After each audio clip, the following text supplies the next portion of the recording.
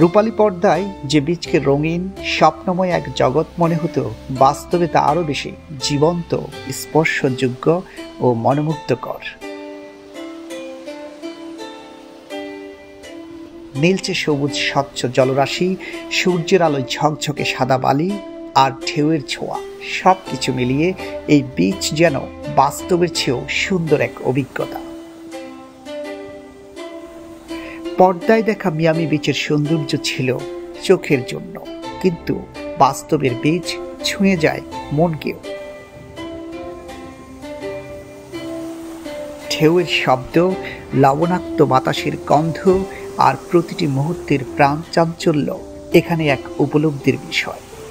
শিশুরা খেলছে, সার্ফাররা ঝাঁপ দিচ্ছে, জোড়ায় জোড়ায় প্রেমিক যুগল হাঁটছে, কেউ বা শুধু নীরবে ভাসছেন জলে।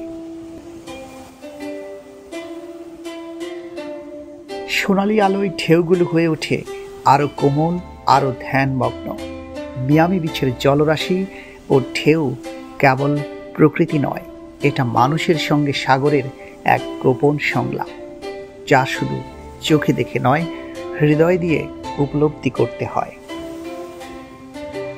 এই সমুদ্র তীরে প্রতিদিন পর্যটকেরা ভিড় জমান, কেউ রোদ পোহাতে, কেউ সমুদ্র স্নানে, কেউ শুধু হেঁটে হেঁটে জীবনের ছন্দ উপভোগ করতে।